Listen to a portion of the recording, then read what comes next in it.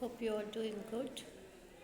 So, in this class, we are going to learn about fables, that is, Aesop's fables. So, first of all, what do you mean by fables?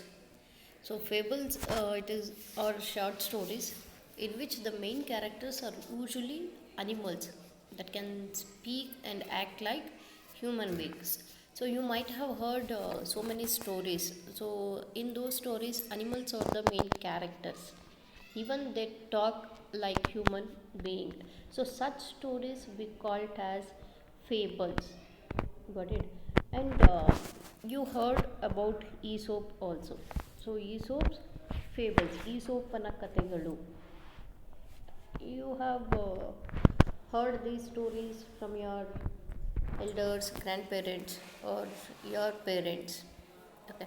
So let me start. Since your childhood, you have heard or read many stories of birds and animals. Yes, of course, we heard so many stories. For example, Thirsty Crow, right?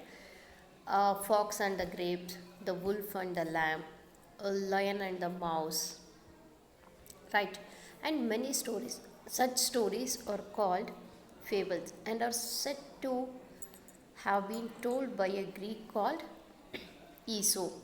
So, we have one belief that these stories are told by a man called Aesop, so who is from Greek.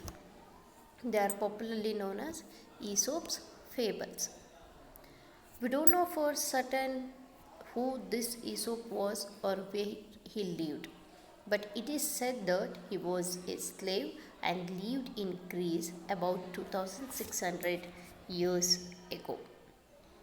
He was so good at storytelling that his master, being pleased with him, gave him freedom from his bondage. Okay, so we don't know the basic information of Aesop, and we don't know where he lived, in which period he was there, but it is said that he was a slave and lived in 2600 years ago. So basically, he was a slave and he lived 2600 years ago, and he was very good at storytelling. So he was telling stories, and his master was pleased with him and gave him freedom from his bondage. Bondage means state of being a slave or prisoner. Okay, so he was working as a slave, but his master released him. Okay, so he gave freedom from slave. At that time, Greece was ruled by a king whom the people didn't like. They wanted a new king. In his place, Aesop told them a story to show that the new king could be even worse. The story he told was like this. Okay. So when he free from his bondage, or when he free from that slave, so at that time Greece was ruled by a king whom the people didn't like. So they wanted a new king instead of a present one. So just to make understand them, Aesop told a story to show that even a new king could be even worse than present one. So the story he told was like this. Once upon a time, the frogs were discontented because they had no one to rule over them. So, discontented means unhappy because not to be being satisfied with something. Okay, they were not satisfied, frogs. So, what they had, what they were thinking, they had no one to rule over them. So some of the frogs went to God Zeus and asked him to give them a king. Zeus thought they were stupid to ask for this, as they were better off without a king. So once a few frogs went near the god Zeus. They asked for a new king. So Zeus thought that all are stupid. So all the frogs are stupid because they are living happily. Better off. Better off means in a better position. Without a king also they are living happily. So he threw a log into the pond where they lived and said it would be their king. Here log means a small piece of wooden, a wooden piece. Okay, so that God threw a wooden piece into the pond where the frogs were living, and God said, so it would be your king. At first the frogs were terrified by the splash and scuttled away into the deepest parts of the pond. Okay.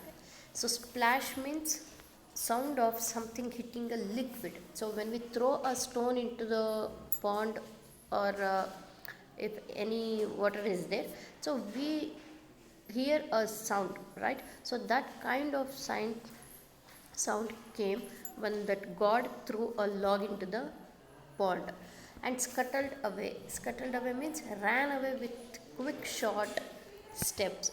So all the frogs, when they heard that sound, they were afraid and they ran with a quick short steps into the deepest parts of the pond. So they went down actually to the went down to the deepest part of the pond. But when they saw that the log didn't move from where it was, they came up to the surface one by one. So they went uh, into the pond, and actually deepest part of the pond, and they observed for few minutes. When the log didn't move, so they came up to the surface. By and by, they grew bolder and bolder and began to look down their noses at their king. Okay.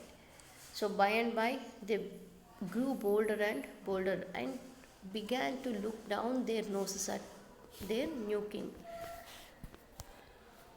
Look down their noses at means think that they were better than who was not good enough for them. So the frogs thought that, so we are better than our king because he is not moving. Very soon they were jumping up and sitting on the king's body. So that frogs, they don't know that it is a log, it is a wooden piece.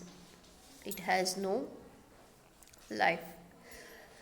So instead of that, they started to sit on the log and jumping on it. In fact, the frogs did not think much of this sort of king. So some of them went to Zeus again. They begged the god to take away that lazy king and send them a better one. So not think much of means not have a good opinion.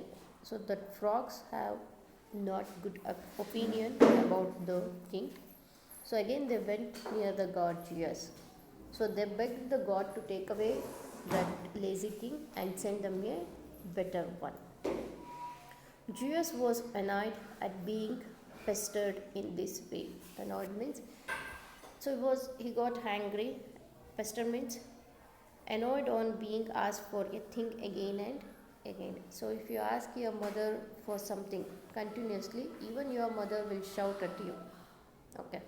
So here God also annoyed at being pestered in this way. So he sent a stork. Stork means a large black and white bird with a long legs and long beak and neck. So it was looking like a crane to rule over them. As soon as the stork arrived, he began to catch and eat the frogs as fast as he could.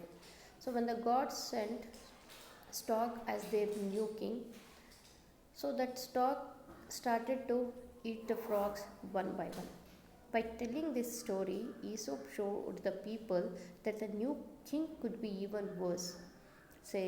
So they ought to be thankful for what they had and not grumble. Okay.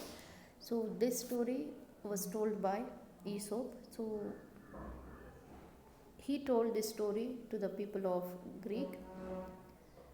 uh, he tried to make understand them that new king would be even worse than the present. So totally the moral of the story is one should remain contented with one's lot. So what we have means we should be satisfied in that.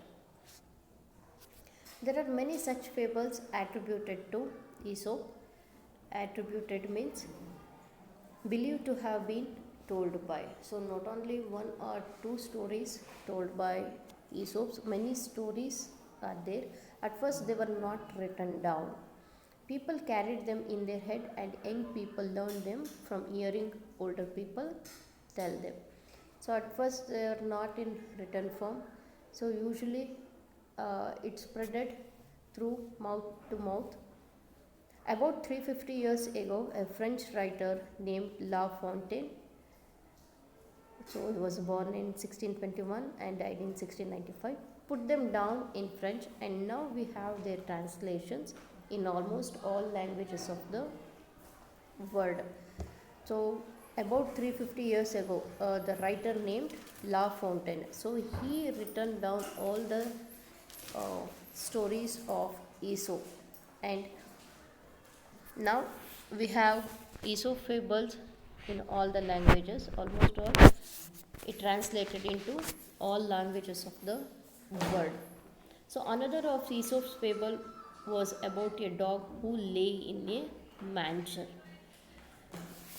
Manger means a long open box that cows or horses can eat. Okay. He would snap and growl whenever the cows came there to eat the hay. So here a dog was living in a manger. So whenever the cows came to eat the hay means grass. So it started to growl, means it started to bark. What a selfish dog, the cows would say. He cannot eat the hay, he has no need of it, yet he doesn't let us eat. Okay, so that dog cannot eat the hay, but he is not letting us to eat. So how selfish it is, the cows would say. When people call someone a dog in the manger, they mean to say that the fellow doesn't let others have something even though he doesn't need it himself. For example, if you don't want something means we should leave that. But we do not do like that. Why means others should not use that. Okay, so that type of people we call it as a dog in the manger. So this is the story about Aesop's fable. Hope you have understood. We'll meet in the next class or next video. Thank you.